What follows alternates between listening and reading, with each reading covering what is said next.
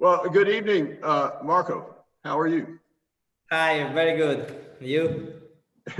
Great. I hope it's as beautiful in Veneto as it is today in Minneapolis, St. Paul. It's about, I think it's going to be 60 degrees Fahrenheit here today, and there's a little bit of clouds, but it's a pretty nice day for mid-March in the Twin Cities.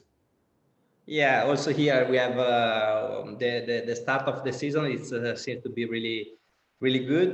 The weather is perfect, and also this year, after several strange winter, we have had a real winter, as we call, because in January the temperature was low, -0 for several days.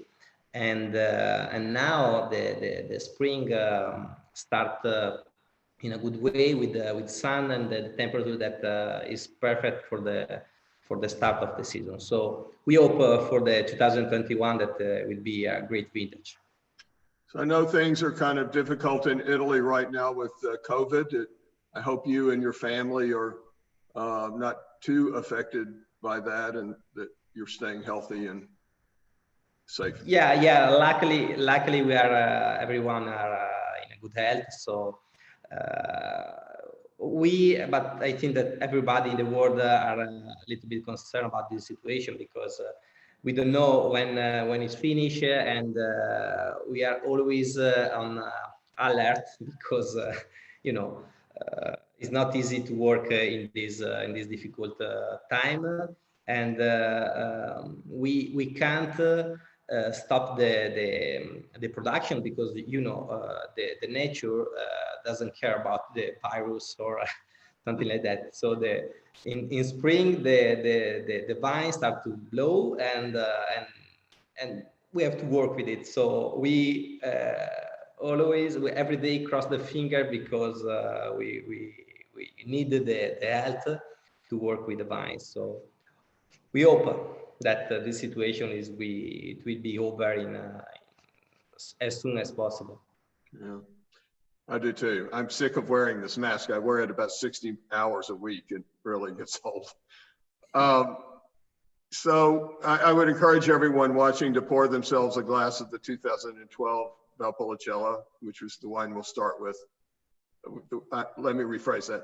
I would encourage everyone to pour themselves a glass of the incredible 2012 Valpolicella, and which is the wine we'll start with today. So I know that your winery and your family are internationally acclaimed as among the world's most iconic winemakers. Tell us a little bit about the history of Dal Forno Romano, and how did it come to be with your grandfather Luigi and your father Romano,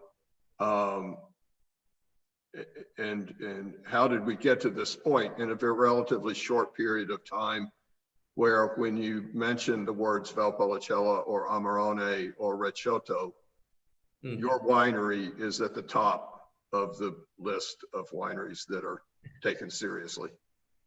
Thank you very much for your appreciation. So honestly, I often ask myself how my father will reach this point of well-known position in the world, because as you said, we are relatively young as a winery, and honestly, we didn't do anything in terms of marketing or promotion for the winery that help us to reach this point of or where we are now. If I have to make a serious analysis, what make or us famous, I think that is the determination that my father have in the beginning when he started this work, because you have to know that my father, when he started, was really young, because he was just 22, 23 years old, and he didn't like this job. He didn't know what to do in his life. He married my mother Loretta when he was 22, and they were both young, because my mother was 20, my father was 22, and at the time in this world, in agriculture here in Italy, especially in Verona, with the vines, you weren't able to raise money to maintain your family. So my grandfather discouraged my father to work with the vines, and he always pushed my father to work in the industry or in other part. And so for this reason, my father in the beginning was looking, or he took the exam to get the city bus license to drive the bus in the city, and in the meantime, while he was waiting the answer if he passed or not the exam, he said, he looked my mother in the eyes and said, why don't we try to produce some bottle of wine? We have the property, we have the vines, we have the vineyards, and why not? And so they decided that year they started to produce some bottle of wine. The problem was that they didn't have money to buy the empty bottle. And so my father always tell me that they went in the restaurant nearby to ask if they could give for free the empty bottle. And so when they came back, they have to wash the bottle, remove the label, and then they bottle the wine. Wow. Yeah. That is an incredible story. That's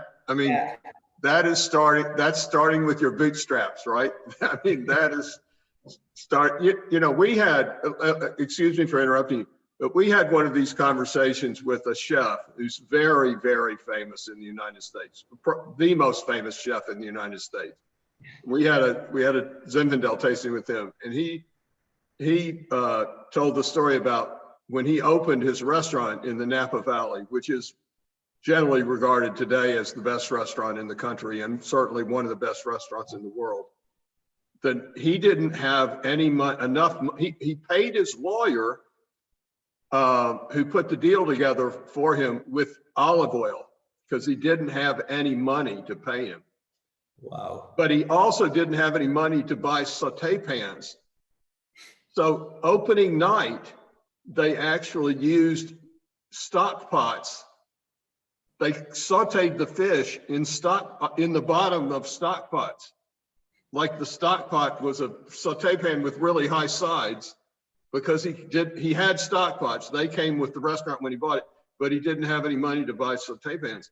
And 25 years later, he has one of the most famous restaurants in the world. It's just amazing what you can do if you're determined. Yeah, absolutely. And I think that, as I said in the beginning, was the determination that my father has, because as I said, my father, he didn't like this job, but he had to find a way to maintain the family, because when he was 26, I was born, and I'm the last one. We are in 3 brothers. So when he was 26, I was already born. And he immediately realized that if the property at that time was just 10 hectares, so if once we as a brother will be adult, and we have to divide the property, we didn't have enough to survive. Right. So he realized that he had to do something. And I think that's why he started to try to produce the wine. You have to know that he didn't study anything about agriculture, anything about winemaker. So he is a self-trained man. And so the year after, when he bottled the wine, he went knocking door to door in the Verona area to ask if the people want to buy some bottle of wine. And after a couple of months, he realized that he was able to raise more money in 2 months instead of sell the grapes to the cooperative as he was used to. So that was the point that my father decided to start to produce wine. Excuse me, Marco. On your website, it says that your father had a succession of encounters in the wine industry. It implies maybe outside of Italy that inspired him to make wine. Yeah, in the beginning. What were those? Yeah, so the person that inspired my father was Giuseppe Quintarelli. Giuseppe Quintarelli, my father met him because it happened that one night he was to the cork supplier, and while the cork supplier was counting the cork, my father saw a strange bottle on the fireplace, and he asked the cork supplier who was that producer, because he didn't know. And the cork supplier at that point changed the voice, and he started to speak as if it was in the church, so with a low voice. And my father said, "Why do you speak in this way? I can hear you. Why do you speak so with a low voice?" And they said, "Because I'm speaking about this is the best producer that we have in Verona. Is the guru, is the father of the Amarone." And my father said, "Oh my God, I don't know who he is." So and they said, "How I can go to Giuseppe Quintarelli? Can you organize a meeting with him?" And they said, "No, I can't, because I don't work with him. But I know that there is a guy in Illasi, where we live, that is a boyfriend of Giuseppe Quintarelli's daughters." And he said, "Who is? It's impossible. I know everybody in Illasi, and tell me your name." And he said, "Is Celestino Gaspari." Celestino Gaspari now is the owner of Zime, that is another winery here in Verona. And lucky for my father, the next day he was in the bank during doing a bank operation, and next to him there was a guy that he never see. And while my father was doing what he had to do, the guy said, "I want to to put this money in the bank account of Giuseppe of Celestino Gaspari and Maria Rosa Quintarelli." And my father turned and said, "Okay, you have to wait me outside the bank, because I have to speak with you." And so Giuseppe Quintarelli, Celestino Gaspari organized the meeting with the Giuseppe Quintarelli. And so when they meet, I have to say that they fall in love with each other, because Giuseppe Quintarelli maybe saw in my father the son that he never had.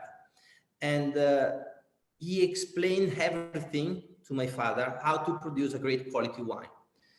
So when my father came back, I have to say that the trouble began with my mother, because my mother, in his mind, they talk at a quiet life with his family, the children.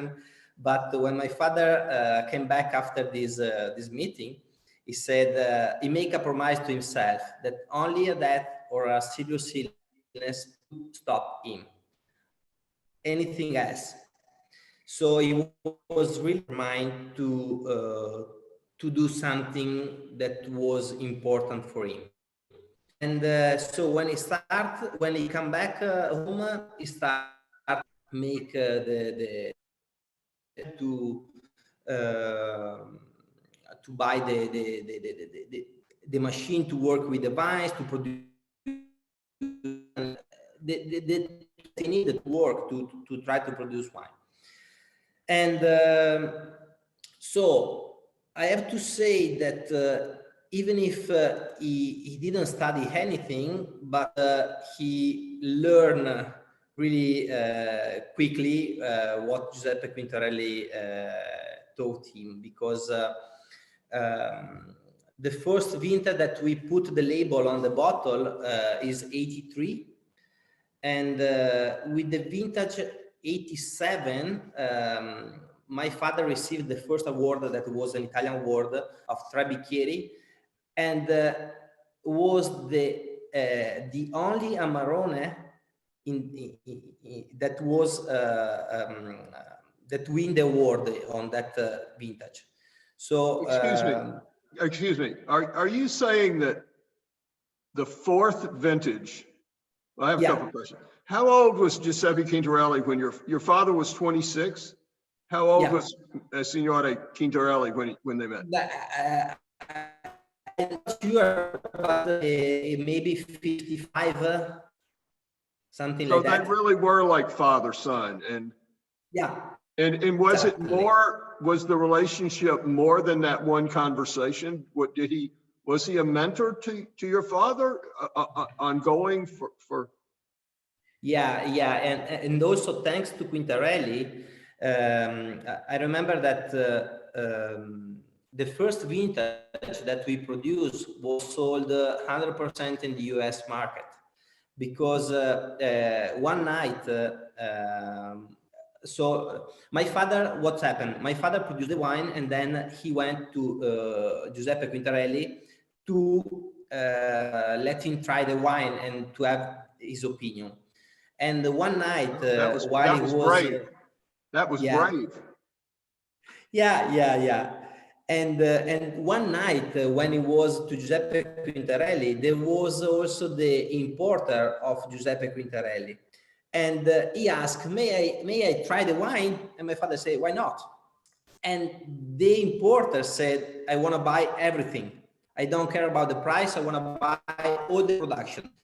Oh God, what's happened? was really happy, because that was the 83. Yes, the first vintage. Yeah. Wow, that's incredible. That's incredible. Yeah, that's incredible, and you can imagine my father how happy he was, because he can't believe what was happening. And what did he tell your mother when he was opposed to the whole project? I don't know what happened that night. I don't know. Oh my God, that's incredible. But honestly, this was the first vintage. The second vintage, that was 84, the same chain. So my father was to Giuseppe Quintarelli, there was the importer again, but on that vintage, my father didn't like the wine.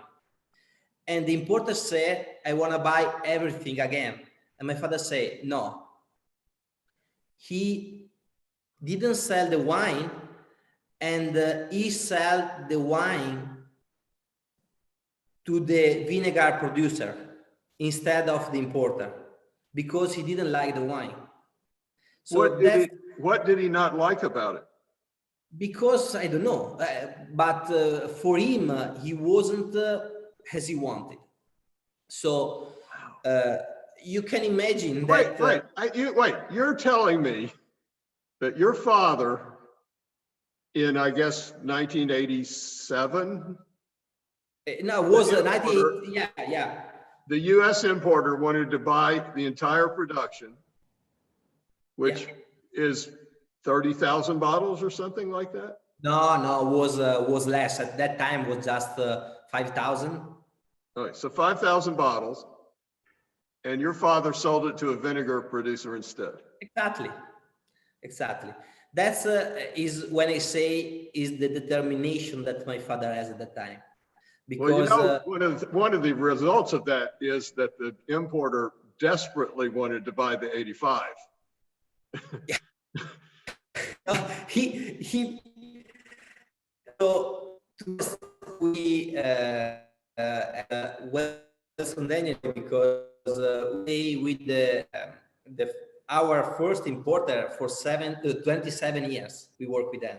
So was a long relationship, and so maybe he continues to buy also in the also in the next year. And But you don't know what it was about the 84 that your father didn't like? no, honestly, maybe he didn't know, because there was something that he wasn't sure, because my father is a kind of person that always is I don't know how to say, is happy, make what he made, and maybe there was something that he wasn't sure, because especially because he knew that he didn't have any knowledge about the wine production, and he said, if I make a mistake in the beginning, I'm out. So instead to sell a wine that wasn't perfect for him, he preferred to give up the money. Okay, that's the point. Yeah. And that's what happened. Then he always tell me that you have to be lucky in life, and my father, he was, but he was really. He worked really hard, my father, because after this beginning that was a little bit with some trouble in 1990s, when we weren't well known, he decided to produce the first winery, and where we are now, it was smaller than when it is now, what it is now. But you have to know that at that time the annual revenue was let me 25,000 euro, more or less, and he make a mortgage that was one. I have to change the currency. Was like today 650,000 euro. So was about 30 times more than what he was able to produce in 1 year. But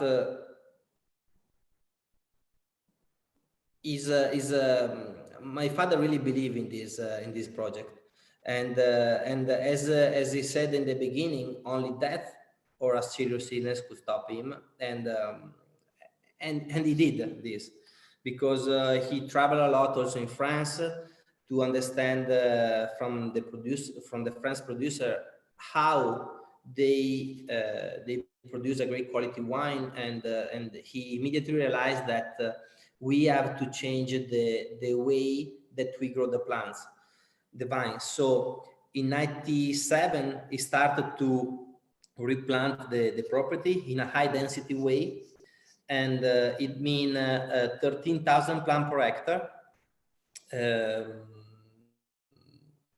And the idea is easy to understand. The idea was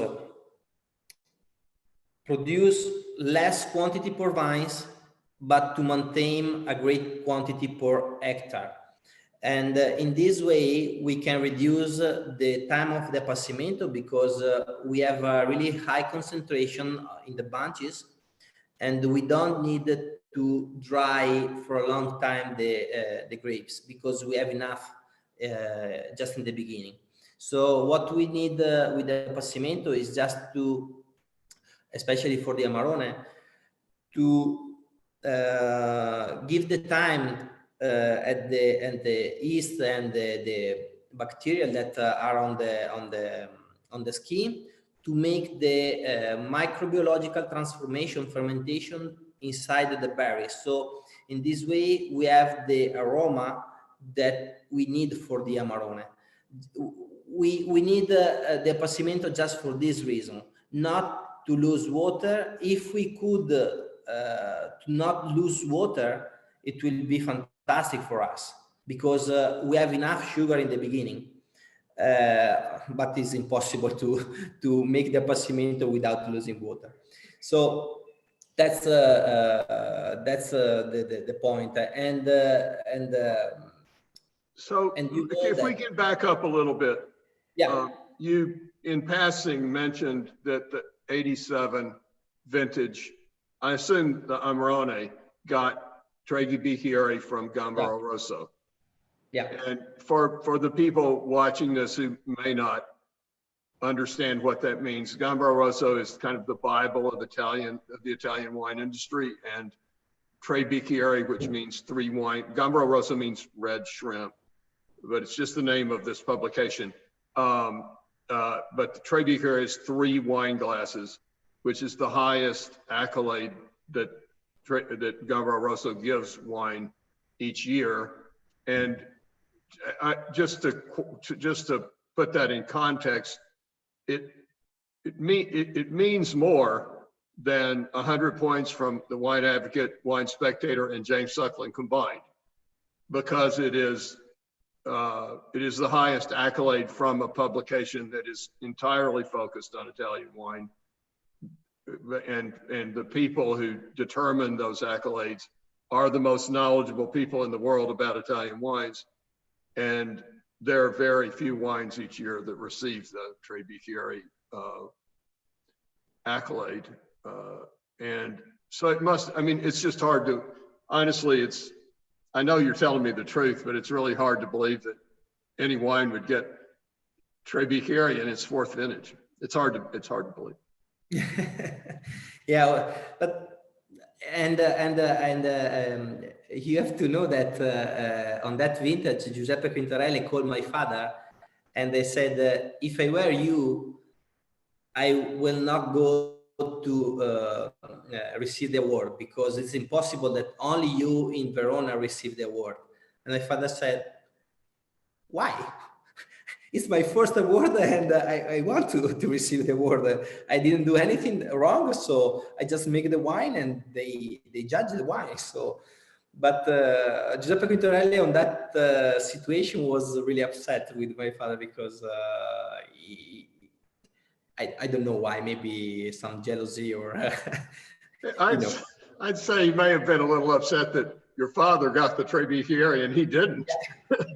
I mean, so it's just so funny. I just love this connection because I honestly, in thinking about this conversation, I didn't know if I should mention Quintarelli because obviously they're the other really great winery making Valpolicella and Amarone and other things. But I didn't know, it may be Romeo and Juliet between your two families, maybe the Capulets and Montagues that, you're trying to make sure your children don't fall in love. I didn't know what, that's Verona too, isn't it? Yeah. Wow, that Romeo and Juliet happened in Verona, right? Yeah, it's Verona. Wow, how about that? Maybe that's the reason the reason why my father and Giuseppe fall in love. Well, but anyway, I mean, I didn't know if I should mention Quintarelli because I didn't know if it was persona non grata in your world. But obviously it's just amazing to think. That's just so amazing to think that Giuseppe Quintarelli kind of took your father under his arm and recognized what he was maybe capable of doing and helped him find his path, and helped him understand how. Yeah.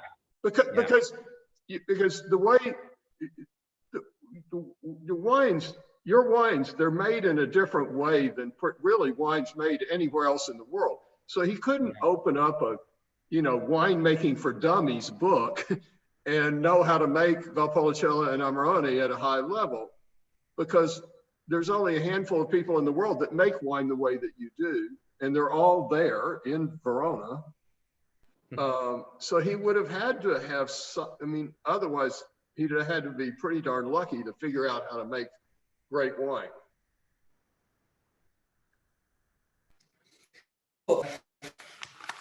And I just think that's just so fantastic that Giuseppe Quintarelli kind of helped him along the way. No, we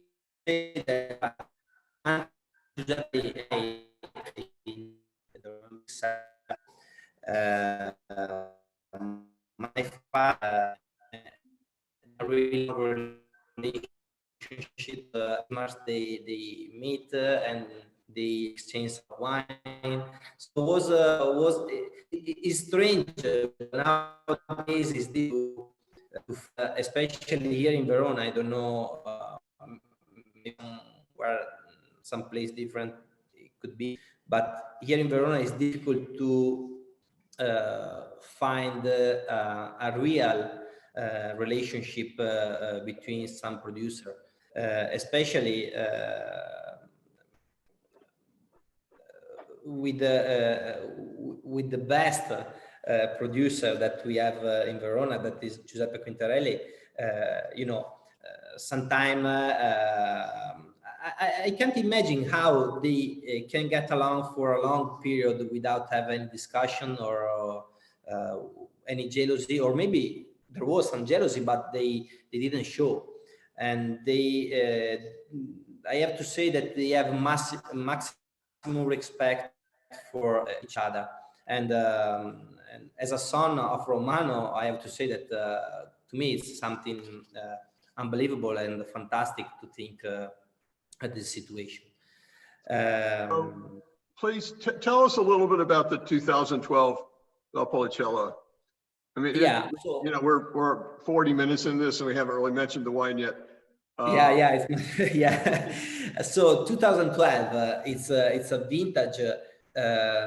For us was a very good vintage here in Illasi, and the weather was really excellent, I have to say, in spring and summer, and with a high peak of temperature in July and August, but with a good rainfall for all the period.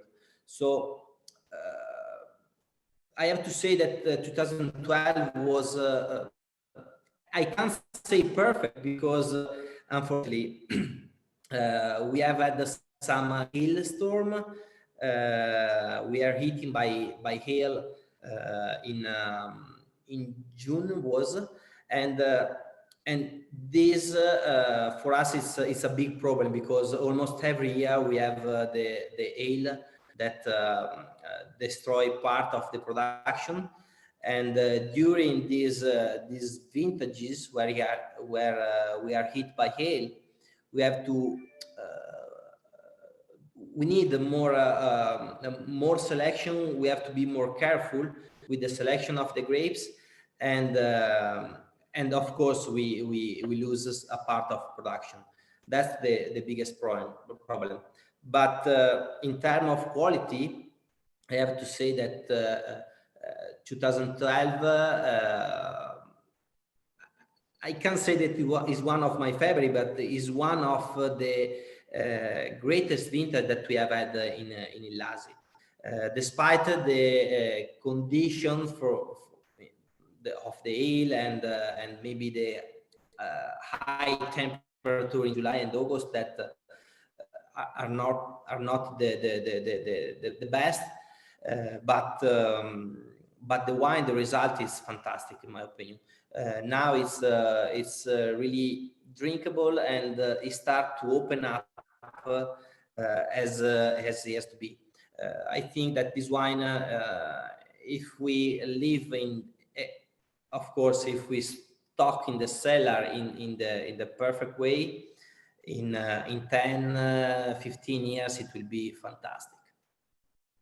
And 2012. It's interesting that what I'm tasting, Allison brought me in these little bottles, and I don't know what the conditions were under which this bottle was bottled. I don't know if did you do this, or did Wilson Daniels do this, or how did the wine? I caravan the bottles on Saturday about 2 hours before I brought them to you. So they came out of the bottle through my caravan straight into those, straight to you. Yeah. That's and the bottles were shipped to me like 2 weeks ago. So they've been in my cellar sitting after making the trip for probably like 2 or 3 weeks. So they had some time to like what chill effect out. caravanning 2012 Valpolicella into this little bottle 2 days ago that had a little bit of air in it, I don't know what effect that has on the evolution of the wine. That's but it's it's 8 years old, or I guess 9 years old now. It's really beautiful, but it is really youthful. As you say, 10, 15 years, it will be just singing. Yeah, because it's really 2012. The 2012 we aged in 100% French oak. With the oak we change often because in the beginning we use I could say 98% French oak from when we start until 2002. From 2002 to 2010, we use 100% American oak. Then 11-12 was French oak, 100% for both wine, Valpolicella and Amarone. And then with the 13-14, we are using for the Valpolicella 30 American and 70 French. Because with the oak, it's not a problem, but to have the perfect match with the tanning of the wine and the tanning of the oak is not easy. That's why in the end we have decided to use both oak because we think that we can balance the wine better. And talk about the winemaking. You pick the grapes, and then what happens with the Valpolicella specifically? Yeah, for the Valpolicella, you have to know that for us, picking the grapes for the Valpolicella, for the Amarone, it doesn't change anything because the selection that we use for the Valpolicella is the same that we use for the Amarone. The reason is because we dry the grapes 100% also for the Valpolicella. So if we put the bunches in the appassimento room that are not perfect, we will have a lot of problem in the appassimento. So that's why the selection, it must be the same. So we define our harvest, a chirurgical harvest, because we remove every single berry that have the minimum problem, and it's you should see when we harvest, because it's really careful, and I can't say perfect because anything is perfect, but we want to put in the plateau only the bunches that have no damage, and so then when we harvest the grapes, we put in this room that we have a special system to dry the grapes. My father patented this system in 2004, and everything is controlled by computer. We don't have the chance to dehumidify, to remove humidity from the room, because we think that the appassimento must be as natural as possible. But we have the possibility to control the air, the speed of air and the quantity of air that we move inside the room. So during the appassimento, the windows are always open, rather than if outside start to rain, or we have too much windows, or there is too much foggy days, for example. The windows close automatically, and the fans, we have to imagine a big room with a fans that are on the there is the rail, and they move up and down between the row of pallet. So this fan move the air for 50 minutes in one side, and they turn for other 50 minutes in the other side. So the concept of this room is to have a really high circulation of air, to avoid that the humidity stop on the skin of the bunches. That's the point that for us is fundamental, because if we avoid that the humidity stop on the skin, we avoid also the botrytis, and this is a point that is really important for us. Then, and describe appassimento for the average person who's watching this in a few days. What do you mean by appassimento? So appassimento is the technique that we use for the Amarone. It means that we put bunches we use a plastic box. It's a small box that we put inside a maximum 5 kilos of bunches, and then we let these grapes deshydrate. So we lose water during for the Valpolicella, we dry the grapes for just 25 days average. The English word would be desiccate. Sorry? The English word would be desiccate. Yeah, desiccate, exactly. and yeah, and that after this period, we have to recontrol every single bunches, and we remove by hand if there is some berries that have the botrytis. So is the second harvest for us. We remove by hand every single berries that have some problem during the appassimento, and then we crush the grapes. That's the process for us to produce the Valpolicella. How do you keep birds out of there? How do you keep birds out of that room?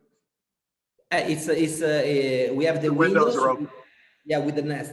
So the birds can't go inside this room.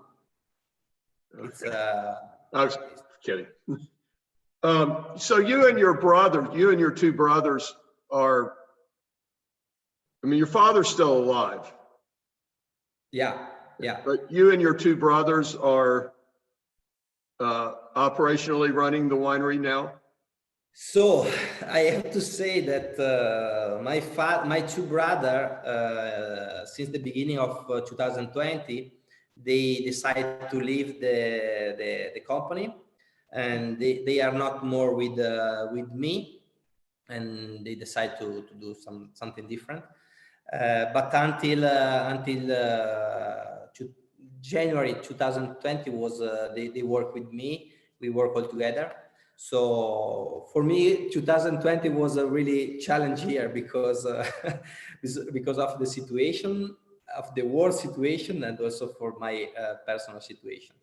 But yeah, they were a really important part for the winery, and that's it. So on your website, it says you're the business manager. I guess you're no longer the business manager. Yeah. Now you're the head dude. Yeah, we have to remake also the business web because are not more correct now.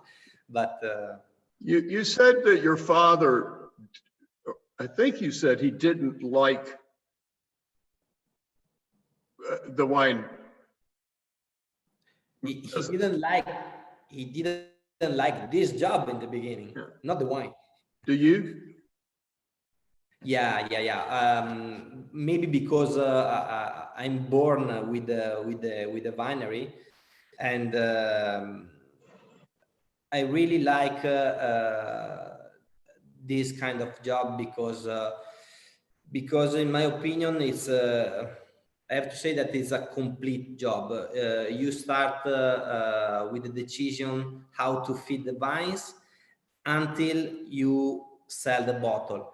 And for me, it's something that sometimes it's not easy to control everything because there is several problems, but it's something that make me or give me the power to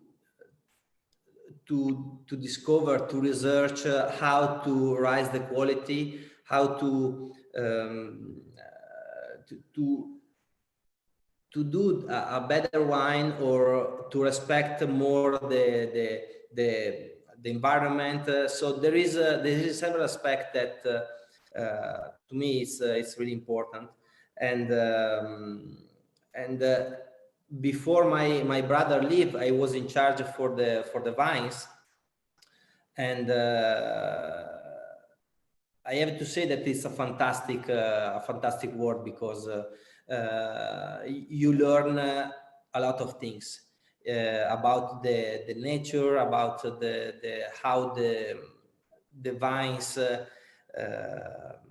behave. There is a several aspects that, in my opinion, it's fantastic, and I think that I don't know what other kind of job can give this chance to understand from or to learn from the soil up to the final bottle. So it's something that I really like. We had one of these conversations with Christian Moreau, who's a great winemaker in Chablis in Burgundy. Mm-hmm. And he told us that he has two sons, and he knew when they were 7 years old which one of them was going to end up being part of his winery and which one of them was going to do something else, because Fabian was always helping and his brother was always in the way when they were 7 years old, and now Fabian is running the winery. So maybe you're Romano's version of Fabian. It just is predestined that you would be the son who took over. I don't know. I mean, you have to have that passion. Winemaking is, it's romantic, but it's also agriculture. It's really hard work. Yeah. But to be honest, the most difficult part to accept in this job for me is when the day before harvest you lose everything. This is the most difficult part to accept for me, because it's like if you work for 1 year and once you have to take the money, someone steal the money. It's the same thing for us. But the problem is that you have to wait another year to make a new experience, because for us, when you harvest, is not just about money, because it could be a problem, but the biggest problem is that you lose 1 year, one opportunity in your life to try to produce something different, and you will never have back this opportunity. If you are lucky, if a man is lucky, he can make 30, 40 harvest. So if you start to lose 1, 2, 3, it means 38, 37, 36. And that's the most, the most difficult part, the most frustrating part to accept in my job. But this is my opinion, because for example, in 2007, the day before harvest, we were ready to pick the grapes, and at 10 o'clock in the morning, 97% of damage in 5 minutes. From hail? Yeah, and you can't do anything. You have just to look and say, okay, that's done. And and of course, as you said, you have to have patience and everything. Otherwise, you don't do this kind of job.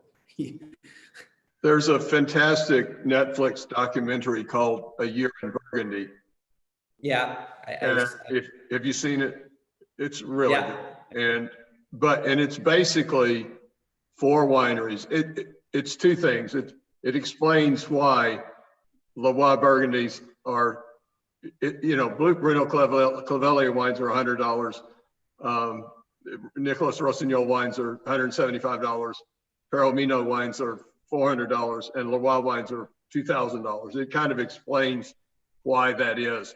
But the other thing about this movie is it's basically these 4 wineries and the people involved in those wineries looking at the sky all day long, hoping the wrong thing doesn't happen at the wrong time. And that they have absolutely no control over. That, if it rains at the wrong time, we are under the sky, and we always have to pray and to hope that God want to send us a great vintage. Otherwise, we can't do anything. That's why I said the producer must be great to capture everything is in the best of every single vintage, because there is the perfect and is easy to produce a great wine, but there is some vintage, as for example 2014, that you will try later, that was a really challenging year, because on that vintage we just to think that in July we have had 25 days of rain, July, and the temperature was 3 degrees lower than the average. Was in July, I remember that in the morning was cold. There was a foggy in July. It was a nightmare, and there was really difficult vintage 2014. For this reason, we have decided to don't produce the Amarone and to reduce 30% less. So to reduce 30% the production of Valpolicella. The result, I have to say that in my opinion is fantastic, because I really like the Valpolicella 2013. Maybe need some more time to open up because of this situation of the climate, but I have no doubt that in the end it will show the quality also 2014. Now it's a baby, and obviously that it need time. But as I said, we can't control Mother Nature. We have just to accept it and to work with it. So I talked to Eben Sadi in Swartland in South Africa 3 months ago. I think he's one of the greatest winemakers in the world. I think he makes incredibly profound wines in Swartland in South Africa. They had 3 years of such severe drought that if they'd had another year of drought, he would have lost his winery. He would have gone out of business if they'd had 1 more year of drought. And then you know, and then he made the greatest wines of his career so far in 2019.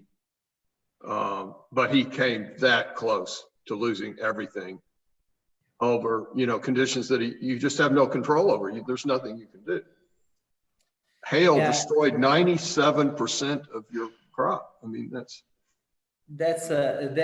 think that this is the point that most of the people doesn't understand, because or what's happened also in California, that the fire burn out everything. It's another big problem.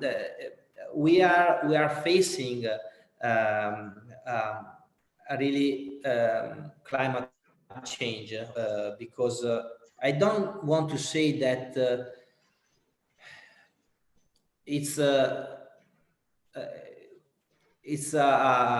huge problem, because I think, and I'm convinced that also in the past we have had this climate change. We are living in a moment that that nature are showing, in my opinion, that he has the control, and is a message for us. We have to decide what we want to do, in my opinion. If we want to continue to fight against Mother Nature, or it's better if we stop a little bit and say, okay, you are the boss, and let me know what we have to do to survive. Because I always say that Mother Nature, it doesn't care about anything about us as a human race, because she will survive after we disappear, and she doesn't care anything about us. We have to be really careful and to be really intelligent, that if we continue in this way to cut trees, to kill animals, and to destroy everything, in the end, we will pay, not Mother Nature. Mother Nature will find a way to recover, but we don't. You mentioned the fires in California. Joel Peterson, the great Zinfandel winemaker, Sonoma Zinfandel winemaker, in one of these conversations talked about the fires are reality. They're not once every 4 or 5 years anymore. They're 3 out of 4 years. So what are we going to do about it? We'd better figure out a way to deal with the fires, because they're a reality in our lives today. If we don't figure out a way to deal with them, we're not going to be successful. And that, I mean, that's just, I mean, you know, we talked to a Beaujolais producer who's planting Syrah in the southern part of Beaujolais because it's too warm for Gamay, and the soil is approximately the same as the northern part of Hermitage. And again, Christian Moreau, who I mentioned earlier, in 2016, I believe, sold off almost all of his Les Clos Grand Cru fruit, because it would have been, if he'd vinified the wine dry, it would have been 15% alcohol. And he did. It's kind of like your father. It's kind of like your father refusing to sell the 1984. He didn't want to. He didn't want to release a Grand Cru wine, Chablis, that was 15% alcohol, because that's not what Chablis is. So he just sold it off as bulk grape juice to other wineries who bottled it as Bourgogne Blanc or whatever they used it for. Yeah, and talk about the climate change. I always think about, for example, our wine, Amarone and Valpolicella, that we need the appassimento. I don't know in the future we will be able to continue to produce this kind of wine, because if we will have higher temperature every year, and we can't produce a wine that is 20% of alcohol. We can't. You can, but it'll be. No, that's a problem.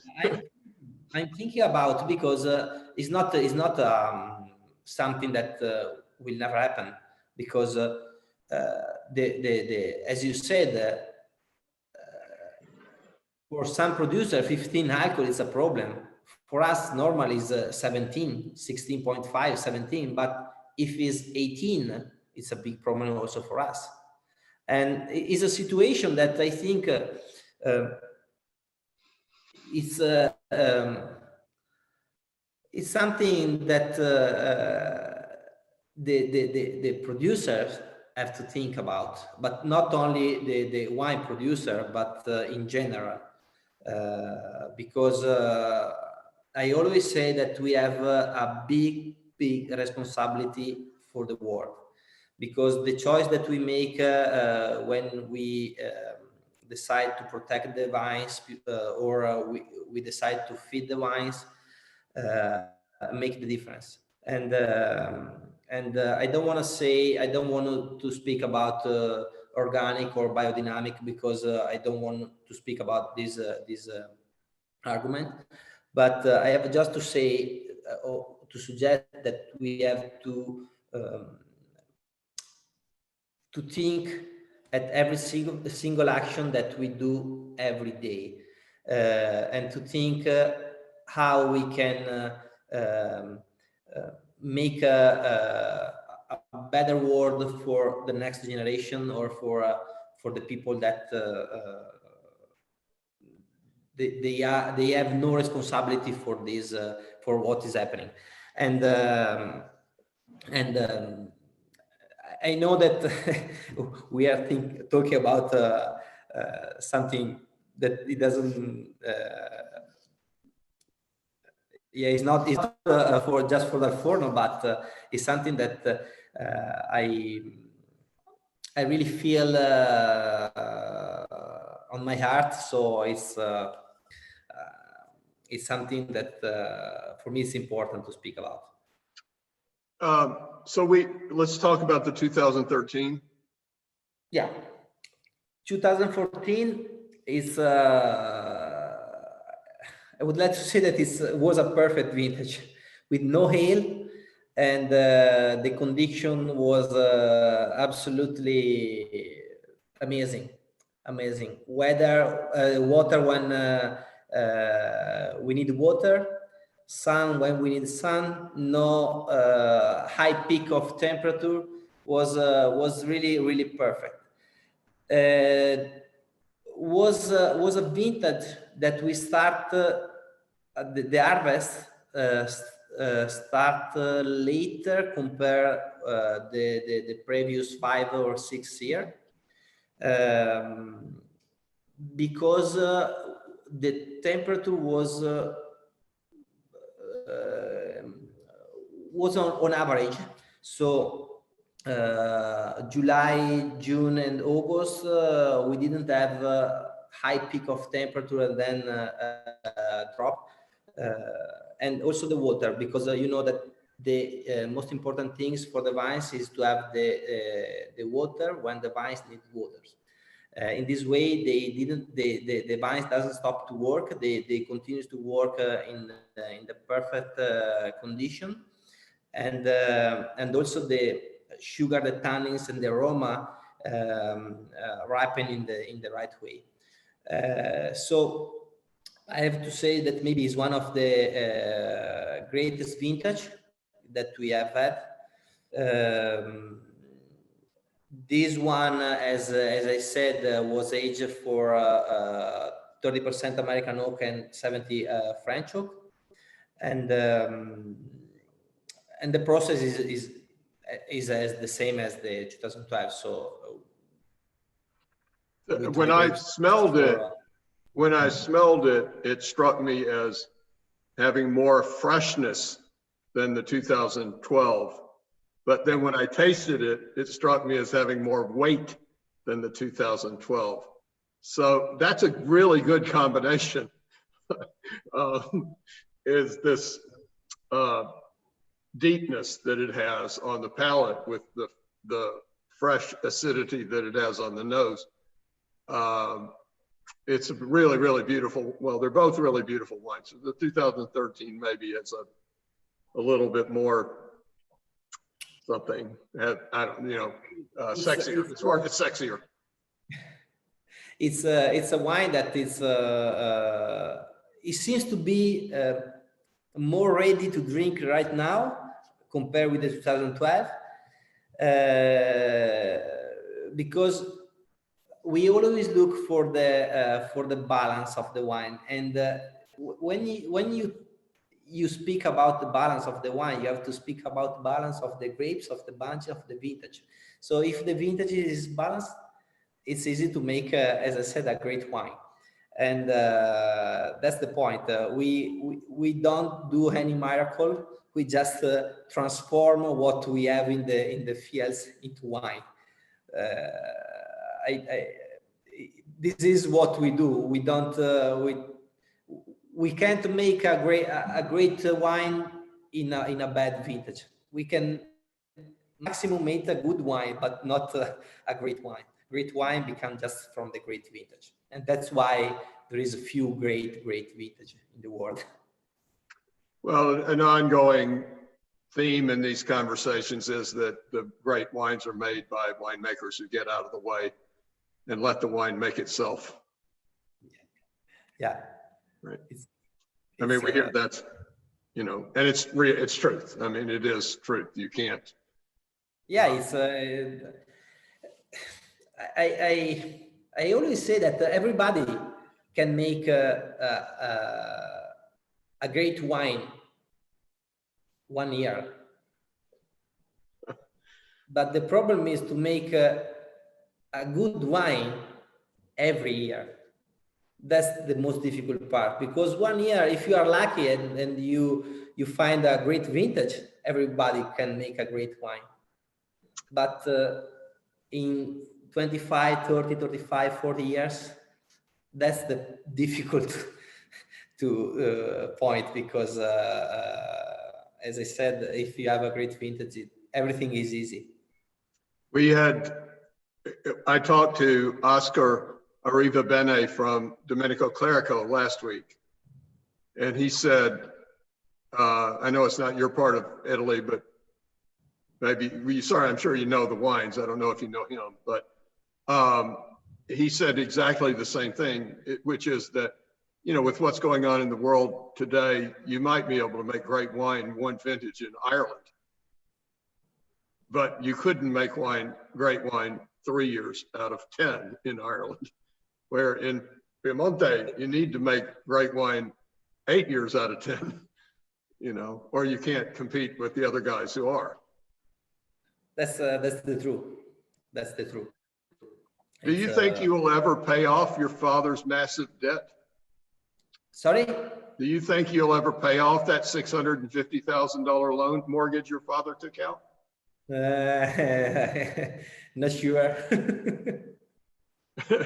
That was supposed to be funny. I hope it was funny, because if it was funny, it was not. It was probably offensive. No. No, you're not offensive. So let's talk about we're going to run out of time. So let's talk about the 2014. Yeah, the 2014, as I said, was a really difficult vintage for us, because it started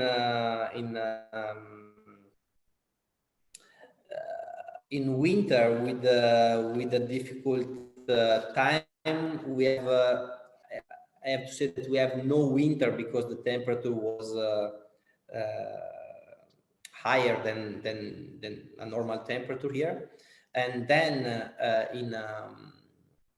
it started to rain in May, and I have to say that he never stopped. It was almost every couple of days, every 3 days was rain,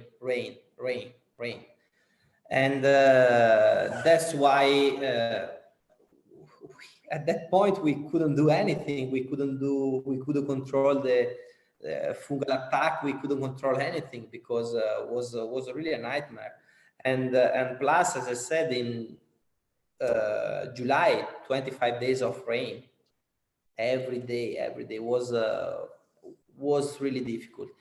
So we realized immediately in June that for us it was impossible to produce Amarone. Even if in August was perfect, but when you miss June and July, the vintage is over. And we realized that we weren't sure to even produce some bottle of Valpolicella on that vintage. Because for what I remember, I never see a vintage like 2014. Then in August wasn't bad as the July, so the vines were able to recover a little bit, but then in September again, water. And at that point, we decided that we put all the effort, all the power that we have to try to produce some Valpolicella. The result is of the production is 30% less of the normal vintage, and 0 bottle of Amarone. That's the result of the 2014. And I have to say that the quality is higher than I expect in the beginning. In my opinion, because with the condition that we have in 2014, honestly, I can't believe in anything, because the skin of the bunches of the berry was really tiny, and you have this kind of skin when you put in the passimento. Normally, you will have only problem. But because we were pay a lot of attention during the harvest, and the selection was higher than what we do for the Amarone, the result was is surprising for me. It's really surprising, and now I think that is a wine that potentially, because of the acidity and the freshness that this wine has, I don't want to say that maybe you can age longer than 2013, but maybe in the same way. Maybe in the same way. Because in this kind of vintage where there is good climate, you have the acidity that is higher than a normal vintage. And if you're able to balance the wine, the alcohol, the aroma that is different from the 2013 and 2012, in my opinion, the potential is really high, but we have to wait. I mentioned Domaine Leroy a few minutes ago, and obviously Louise Leroy makes amazing wines, but in 2004, her husband died, and she didn't want to make Grand Cru wines in the year that her husband died. She thought that was disrespectful. And she also regarded it as a very, very bad substandard vintage. So she blended, she only made a Bourgogne Rouge that year and a Bourgogne Blanc. And the Bourgogne Rouge was a blend of all her Premier Cru and Grand Cru vineyards. And it's one of the greatest wines I've ever, her 2004 Bourgogne Rouge, which I sold for $30 a bottle, is one of the greatest wines I've ever tasted in my life. From a terrible Burgundy vintage. I believe it. You know, it's more complicated than that, you know? And we talked to Daniel Ravier from Domaine Tempier. He said, my favorite wine in our wine cellar is the 2012 Tempier Bandol Rouge, which is a terrible, again, a terrible vintage for them, but they managed to make great wine, and it's beautiful right now. So it's just, you know, great winemaking can sometimes overcome difficult circumstances. Yeah, but normally what I do with the other winery, I always want to buy the most difficult vintage, because on that vintage you will understand how the winery work. Because as I said, in the normal vintage, everybody are good, but and I always buy the most difficult vintage that the winery have to work with, because to me this wine make me understand how the winery work. This is the real work that the winery have to do to maintain high standard quality. Otherwise, as I said, and I repeat, everybody are able to make a great wine. No, that's not true. But anyway, I mean, there's a lot. Everybody has the potential. Everybody potentially could make a great wine. Not everybody bothers to. No, I was joking. I mean, you know, it starts in the vineyard. If you have a great vineyard, you have the possibility of making great wine. And then it's up to you what you do with the great vineyard. And then, you know, then there's the vagaries of climate, which you have no control over. But you can control what you do with your great vineyard. Yeah. And your great fruit. So you can only control yourself, nothing else.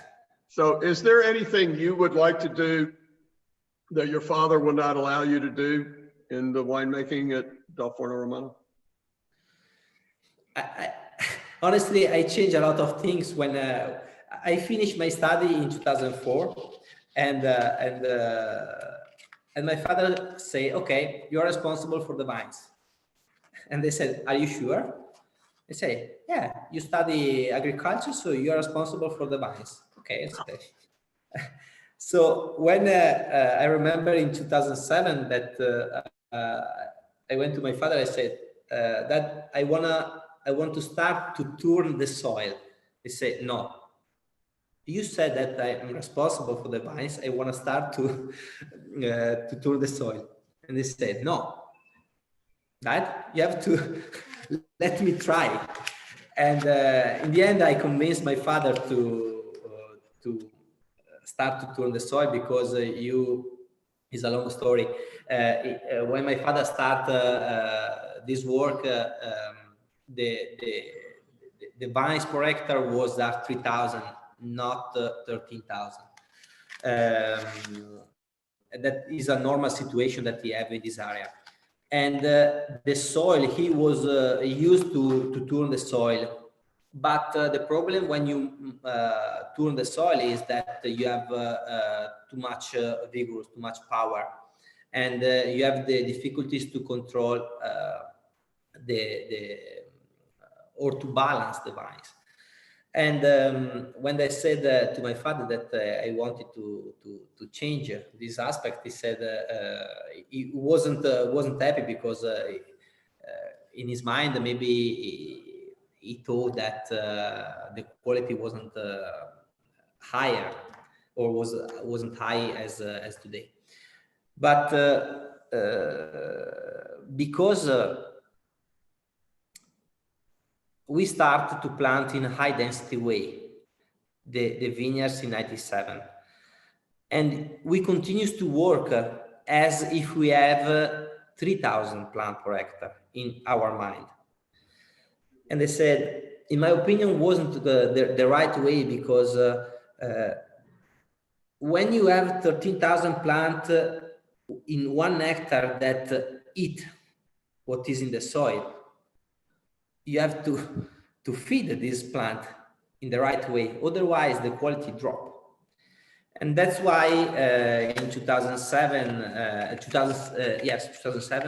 I started to turn the soil and to feed the plant in a different way.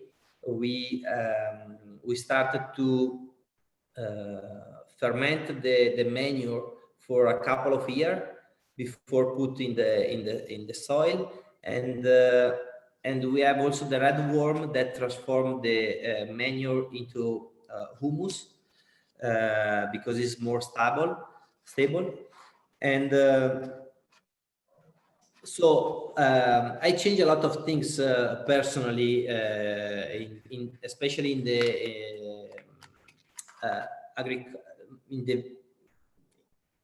the viticulture.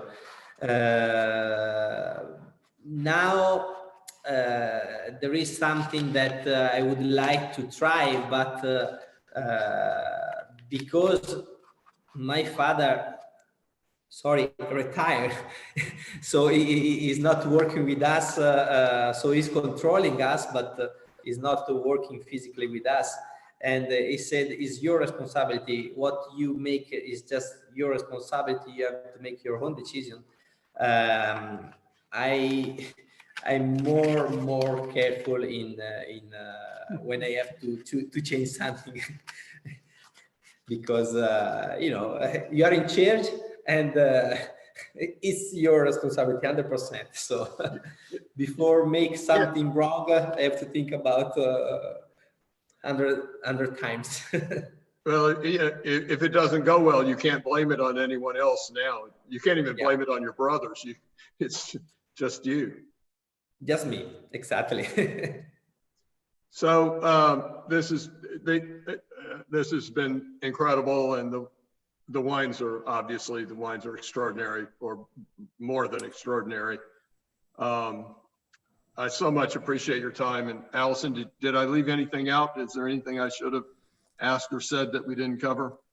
No, I think you got it all. I had some things kind of come into my head as things were being discussed, and then everything ended up kind of coming out. So I think that was great. I appreciate it so much, Marco, for coming on this morning. And we could have gone into a lot more detail. I know. Quite a few things, but exactly.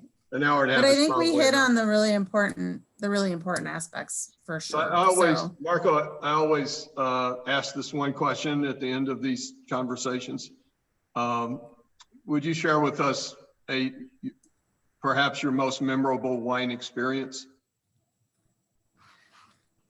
Sorry, because I have the connection that sometimes is. Yeah. So I'm not asking you what is the greatest. I am not asking you what is the greatest wine you've ever tasted, but would you tell us what is your most memorable wine experience? So I have honestly, it's not just one. I have more than one. And do you mean from our winery or in general? Anything. In general, okay. So one was Chateau d'Yquem 75. That was unbelievable. When I tried it, I remember I was eating the Stilton cheese with the Chateau d'Yquem. Was unbelievable. And other wine that really make me reflect on what I'm doing, and in general about the wine was Riesburg Romane Conti 69. Oh, wow. That was unbelievable. I remember that my father, I didn't know that there was that bottle, and my father came with a glass of wine and said, try this wine. And I don't remember, it was 10 years ago maybe that I remember. And I said, what's that? It seems to be a wine of 90, 95, something like that. It was unbelievable. It was a Magnum. I have to say that it was a Magnum, not a normal bottle, a regular bottle. But the integrity, the aroma, the freshness that wine has, I said, oh my God. And when I try this kind of wine, it's not for every day. It's not for every day, I have to say. But it's something that is inside me. I want to make a kind of wine like this one that make emotion. To me, the wine have to make emotion to people that is drinking. Then there is other wine. I remember also Screaming Eagle. One bottle of Screaming Eagle was a blind tasting, and it was the first time that I tried that wine, and was really, really surprising for me. And one of my good friends here and good customers served the 1975 Chateau d'Yquem at his daughter's wedding, rehearsal dinner, Friday. And this past Friday, he served, and we talked, or a week ago Friday, so 10 days ago, he served the 75 Chateau d'Yquem at his daughter's rehearsal dinner 10 days ago. So it's a coincidence that this would come up. I just talked to him about it Saturday. And I had a tasting, one of these conversations with Jeremy Sace from Domaine du Jacques a few months ago. And I asked him, why are your wines so relatively affordable compared to Lavande and Romanée-Conti? Because they're not that different in quality, but they sell for $400 or $500 a bottle instead of whatever DRC and Loire sells for, depending on what pathway it comes from, but thousands of dollars a bottle. And they're not that different in quality. And Jeremy just laughed at me. I mean, he literally laughed at me because he said, we were just there because his family and the Aubert de Vlaine are really close friends. And he said, we were just there a few months ago when we tasted their most current vintage, and we don't even begin to even understand what they're making, much less compare to what they're making. Is a totally different thing that they do at Romanée-Conti than we do here at Domaine du Jacques. That is, I mean, when you have the director at du Jacques saying that his wines don't compare to your wines, that's about as great a praise as there could be. And of course, a magnum of the 69 Richebourg would be just a staggeringly great bottle of wine. Yeah. In my opinion, there is some wine that, and to be honest, you have to drink always blind tasting, because in front of a label, even if the wine is bad, you don't say anything, right? Because that's why I mentioned these 3 wine. There is some other from Bordeaux that I tried, but also some Italian wine that, in my opinion, are excellent. But if you drink the wine with the label in front of you, it's easy. And always taste blind. Yeah. In my opinion, that's why I mentioned this wine, because to me it was a blind tasting. And if in a blind tasting, when you have a glass of wine in front of you and said, oh my God, it means that the wine is really good. Right. And it doesn't have to necessarily to be expensive, because sometimes you can find some wine that is easy wine, or cheaper wine, but absolutely fantastic. So it's time to sign off, because actually I've got people peeking through the door saying they need me. So, and I only asked you for an hour and a half of your time, and I've taken more than that. I will say that if I were tasting these 3 Valpolicellas blind, I would I'm really lucky to taste them this morning. They're truly extraordinary wines, Marco. They are truly extraordinary wines. Thank you. Thank you. And so. Thank you. Thank you both. And thank you for the time. Thank you. Thank you to you. This was so special. Thank you so much. Bye. I can't wait to share this with my friends and clients. We hope soon. We hope soon. Come see us in the Twin Cities when the world comes back to normal. As soon as the situation is over, I fly in the US, sure. Thank you so much. Thank you. We're ready. Bye. Thank Bye-bye. you. Have a good night. Evening. Bye. Bye.